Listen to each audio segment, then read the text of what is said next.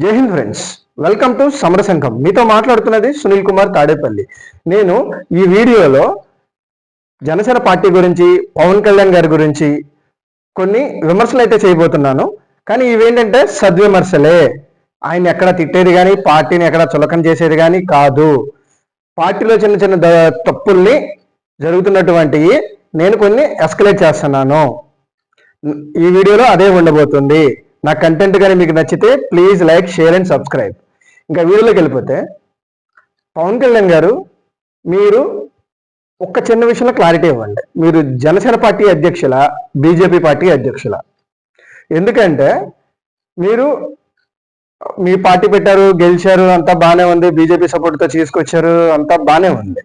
But ఏంటి అంటే ఇప్పుడు ప్రజెంట్ ఏమనిపిస్తుంది అంటే మీరు జనసేన పార్టీని వదిలేసి బీజేపీ పార్టీని పటిష్టం చేయడానికి దేశం మొత్తం అంతా కృషి చేస్తున్నారా అనేది అనుమానం. ఎందుకంటే మీరు చేయొచ్చేమో, అంటే ఓకే బీజేపీ సపోర్ట్గా ఉంది, నేను బీజేపీకి సపోర్ట్ ఇస్తాను, నేను కంట్రీ మొత్తంలో సపోర్ట్ చేయడం, అదే స్ట్రెంథన్ అవడానికి నేను సపోర్ట్ ఇస్తాను అని చెప్పి అంటారా? చేయండి, కానీ మీ పార్టీని వదిలేయకండి. నేను ఎందుకని మాట అంటున్నానంటే జనసేన పార్టీలో ప్రజెంట్ బోల్డ్ అని తప్పులు జరుగుతున్నాయండి. అసలు అవన్నీ ఎవ్వరూ పట్టించుకోవట్లా. నేను చెప్పబోతున్న ఇవన్నీను కార్యకర్తల మధ్యలో నుంచి, జనసేన పార్టీ కార్యకర్తల మధ్యలో నుంచి వస్తున్న సందేహాలు ఇవన్నీను. అవన్నీ నేను ఇప్పుడు ఈ వీడియోలో చెప్తాను. ఏంటి అంటే ఫస్ట్దండి, జనసేన పార్టీని వదిలేసి మీరు బీజేపీ పార్టీ వెనకాల పడ్డారు. అంటే మీరు తమిళనాడు అని, నార్త్ ఇండియా అని చెప్పి తిరుగుతున్నారు. ఓకే, కానీ మీ పార్టీ ఇక్కడ అన్యాయం అయిపోతుంది. మీరు ఉప ముఖ్యమంత్రిగా బాగానే చేస్తున్నారు కదా. అసలు స్టార్టింగ్ మీరు చాలా అంటే డెవలప్మెంట్స్ కానీ, మీ పంచాయతీరాజ్ శాఖ ద్వారా, అటవీ శాఖ ద్వారా కానీ చాలా మార్పులు తీసుకొస్తున్నారు. మీరు వాటిలో ఫోకస్ చేస్తా, మీరు మిగతా క్యాడర్ని సమన్వయం చేసుకుంటా, నేను ఇంతలా డెవలప్మెంట్ చేస్తున్నాను అని చెప్పేసి ఆ క్యాడర్ని ఆ క్యాడర్తో చెప్పి వాళ్ళని కోఆర్డినేట్ చేస్తా, మిగతా నియోజకవర్గంలో ఆ పెట్టిన చోట నుంచి మిగతా ఆ నియోజకవర్గం మొత్తం మీద పార్టీని స్ట్రెంథన్ ఎందుకు చేయట్లేదు? ఆ కార్యక్రమాలు జరగట్లా. మీరు వస్తున్నారు, ఆ 2 రోజులు జరుగుతున్నాయి. వచ్చే ముందు రోజు పవన్ కళ్యాణ్ గారు, వచ్చిన రోజు పవన్ కళ్యాణ్ గారు, నెక్స్ట్ డే 2 రోజులు పవన్ కళ్యాణ్ గారు. ఆ తర్వాత మీరు ఎంత కష్టపడి ఎంత చేసి మీరు ఆ నియోజకవర్గంలో కానీ ఆ రోడ్లు వేసి ఇవన్నీ చేసి వెళ్తే తర్వాత ఉన్న నాయకులు కానీ వాళ్ళందరూ దాన్ని కొంచెం స్ట్రెంథన్ చేయాలి కదా, మిగతా ప్రజలకు తీసుకెళ్ళాలి కదా. పవన్ కళ్యాణ్ గారు ఈ నియోజకవర్గంలో ఇలా తీసుకున్నారు, ఇలా ఈ ఊళ్ళో వేశారు, రోడ్లు ఇవన్నీ డెవలప్మెంట్ చేశారు, మిగతా వాటికి కూడా వస్తాయి, మీ దగ్గర సమస్యలు ఏమన్నా ఉంటాయి అంతే అని. కానీ క్యాడర్ అక్కడ మీరు వచ్చిన రోజు అడవాడు జరుగుతుందండి. వచ్చిన 2-3 వచ్చే ముందు రోజు, వచ్చిన రోజు, తర్వాత రోజు, అంటే తర్వాత ఎవరి పని వాళ్ళు చేసుకుంటున్నారు అంతా. అసలు మీరు 21 సీట్లు గెలవచ్చు, మీరు అధికారంలో ఉండొచ్చు, కానీ మీ పార్టీ అనేది ఇంకా స్టార్టింగ్ స్టేజ్లో ఉందా అన్న విషయాన్ని మీరు మర్చిపోతున్నారు. మీరు అధికారానికి రావాలి అంటే ఇంకా చాలా దూరం వెళ్ళాలి. మీరు దానికి సంబంధించినటువంటి ఒక బృహత్ ప్రణాళిక అనేది మీ దగ్గర ఉందా అని అడుగుతున్నాను. ఎందుకంటే ప్రజెంట్ చూసిన పరిస్థితులను బట్టి మీరు ఏమన్నారు, పిఠాపురం సభలో ఏమన్నారు, నేను కొత్త కమిటీలు కానీ కొత్త వాళ్ళు మొత్తం అందరూ వస్తారు, కొత్తవి వస్తాయి, ప్రజెంట్ వచ్చిన డబ్బా బ్యాచ్ అందరినీ పక్కన పెట్టేసేయండి, వీళ్ళందరినీ పార్టీకి పని చేయట్లేదు, పార్టీ కోసం ప్రాణం పెట్టి పనిచేసే వాళ్ళు తీసుకోండి అని చెప్పి అన్నారు. మరి ఏది దానికి తగ్గట్టుగా? అసలు ఇంతవరకు కమిటీలు ఊసేలేదు. మార్చి 14 అయింది, ఏప్రిల్ 1 వీక్ నుంచి అన్నారు, ఏప్రిల్ 1 వచ్చేసింది. మీరేమో తమిళనాడులోకి వెళ్ళి తమిళనాడులో ఇంటర్వ్యూలు తిరుగుతారు, ఇంటర్వ్యూలు ఇస్తుంటారు, తమిళనాడులో తిరుగుతూ ఉంటారు. ఇప్పుడు ఏం జరుగుతుంది? సినిమాలకు వెళ్తున్నారు. ఓకే, సినిమాలు అంటారా, అది it's your bed and better. సినిమాలు లేకపోతే ఇప్పుడు మనకి పార్టీని మెయింటైన్ చేయడానికి కూడా కష్టం అవుతుంది. ఎందుకంటే పార్టీ ఆఫీసులో రైట్ ఫ్రమ్ టీ దగ్గర నుంచి మధ్యాహ్నం పెట్టే వచ్చిన వాళ్ళకి జనవాణిలో వచ్చే వాళ్ళకి భోజనాలు పెట్టే దగ్గర నుంచి అన్ని మీ డబ్బులే. పార్టీ ఆఫీస్కి కానీ అంతా అఫీషియల్గా జరుగుతుంది. అసలు ఇండియాలోనే ఎంత ట్రాన్స్పరెంట్గా ఏ పార్టీ లేదు. మీరు ఇన్ని సెన్స్ పెట్టుకొని మీ సైడు ఇలా చేస్తే ఎలాగూ? ఇంకోటి ఏంటంటే కార్యకర్తల నుంచి, అన్న మమ్మల్ని పట్టించుకోవట్లేదు, మేము పార్టీ కోసమేమో కష్టపడ్డాము, అసలు ఇప్పుడు మా ఇంకా చూసేవాడు లేడు. ఆ పరిస్థితులు ఎందుకు వచ్చినాయి? అక్కడున్న సామాన్య నాయకత్వం లోపాలు ఏంటంటే ఒక చిన్న ఊళ్ళో కూడా 4-5 లీడర్షిప్లు అయిపోయినాయి. పార్టీలో సమన్వయకర్తలు లేరు. అంటే ట్రబుల్ షూటర్స్ అనేవాళ్ళు పార్టీలో లేరు. మీరు 100 మంది నాయకులు తయారు చేస్తారంటారు యంగ్స్టర్స్ ని, మరి వాళ్ళలో ట్రబుల్ షూటర్స్ అనేవాళ్ళు కూడా ఉంటారు కదా మరి. కానీ ఎక్కడ ఉంది ట్రబుల్ షూటర్స్ లేరు మీ దాంట్లో. నాదెళ్ల మనోహర్ గారు ఎంత చూస్తారు, వాళ్ళే ఆయన ఒక్కరే. మీరు నాయకత్వాన్ని డెవలప్ చేసుకోవాలి కదా. అది ఆ ప్రణాళికలు అయితే లేవు అనిపిస్తుంది పార్టీలో. ఇంకోటి ఏంటి అంటే వైసీపీ నుంచి జనసేన పార్టీలోకి వచ్చారు కదండి కొందరు, వీళ్ళు పక్కన చేసి అప్పుడు దాకా పనిచేసిన కార్యకర్తల్ని వాళ్ళు మంచిగా ఎంజాయ్ చేస్తున్నారు అధికారాన్ని.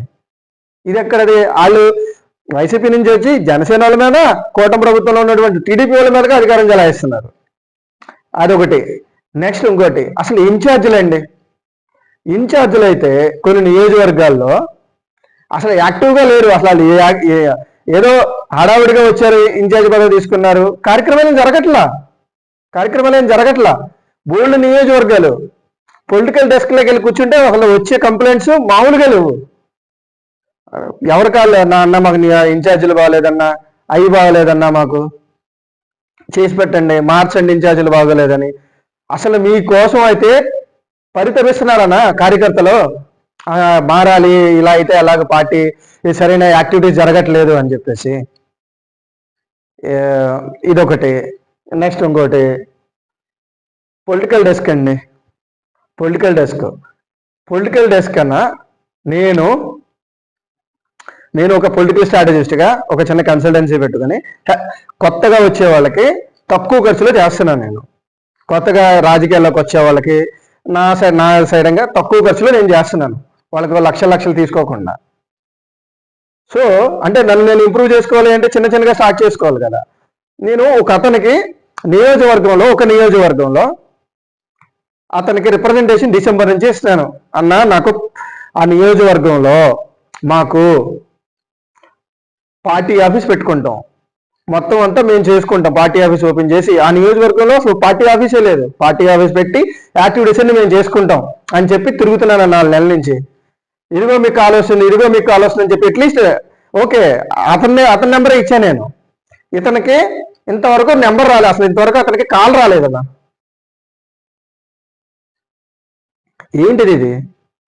మొన్న రీసెంట్గా కూడా 2 days బ్యాక్ వెళ్ళండి, మీకు 2 days లో వస్తుందండి. వెళ్ళిన ప్రతిసారి ఖచ్చితంగా వస్తుంది, మీకు ఖచ్చితంగా కాల్ వస్తుంది మీకు అని చెప్పి అంటున్నారు. అసలు ఇంతవరకు ఆ అడ్రస్ లేదు, అసలు ఆ ఊసీ లేదు. 4 నెలలు డిసెంబర్ నుంచి తిరుగుతున్నా జస్ట్ ఒక్కడి కోసం. ఏమి లేదు, జస్ట్ మీరు మాకు కొంచెం గైడెన్స్ ఇవ్వండి, పార్టీ ఆఫీస్ ఇవన్నీ మేము ఓపెన్ చేసుకుని మీ యాక్టివిటీస్ మేము చేసుకుంటాం అని. ఇలాంటి నియోజకవర్గాలు కొన్ని కొల్లలు.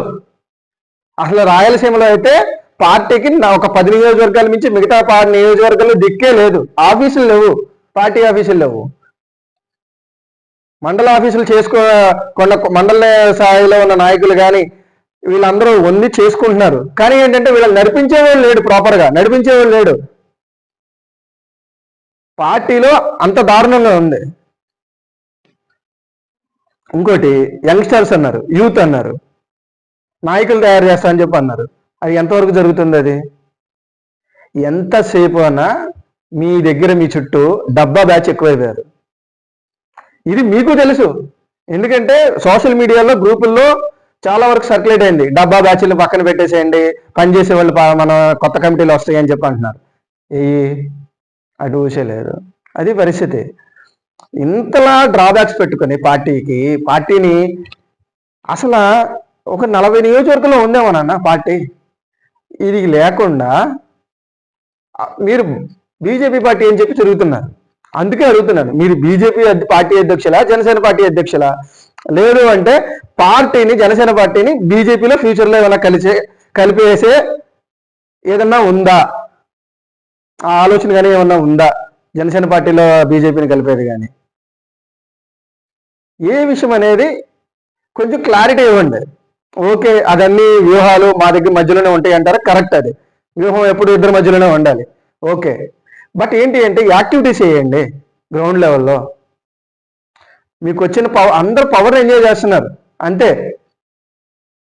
నేను ఇన్ఛార్జ్ అని చెప్పి, జనసేన ఇన్ఛార్జ్ అని చెప్పి తిరుగుతున్నారు, మీతో ఒక ఫోటో తీస్తున్నారు, వస్తున్నారు, చేసుకున్నారు, వెళ్తున్నారు అంతే. అసలు పార్టీలో పనిచేసే వాళ్ళకి విలువ లేకుండా పోయింది. అంటే ఏ పార్టీలోనే ఇలాగే ఉందనుకోండి, అట్లీస్ట్ అంటే నేనేంటంటే పవన్ కళ్యాణ్ గారి పార్టీలో ఇలా కాదు, మిగతా రాజకీయ నాయకుల్లా కాదు, ఈయన ఖచ్చితంగా ఒక మార్పు తీసుకొస్తారు అన్న ఉద్దేశంలో నేనున్నా. నేను అందుకనే ఇది విమర్శగానే తీసుకోండి, సద్విమర్శగానే తీసుకోండి. Thank you friends. ఇంకా మీలో జన సైనికులు ఎవరన్నా ఈ వీడియో చూస్తుంటే మీకు తెలిసి ఏమైనా ప్రాబ్లమ్స్ ఉన్నా కానీ నాకు కొంచెం ఫోన్ చేయండి. నా నెంబర్ ఇస్తున్నాను, ఇక్కడ స్టార్టింగ్లోనే ఉంటుంది నా నెంబర్, చూడండి, నాకు ఫోన్ చేయండి. నేను ఇలా ఎస్కలేట్ చేస్తాను మీకున్న ప్రాబ్లమ్స్ కానీ. ఇంకోటి, పిఠాపురం నియోజకవర్గంలో ఎవరన్నా ఉంటే వాళ్ళు ఈ వీడియో కానీ ఎవరన్నా చూస్తుంటే వాళ్ళు అక్కడ జరుగుతున్నటువంటి అభివృద్ధి పనులు ఏంటి, పిఠాపురం నియోజకవర్గంలో పవన్ కళ్యాణ్ గారు వచ్చిన తర్వాత ఏం మార్చారు ఏంటి అనేది నాకు కొంచెం ఇన్ఫర్మేషన్ ఇవ్వండి. ఇది నేను మీ నుంచి ఎక్స్పెక్ట్ చేస్తున్నాను, జన సైనికుల నుంచి. Thank you friends. నా కంటెంట్ కానీ మీకు నచ్చితే please like, share and subscribe. జై హింద్.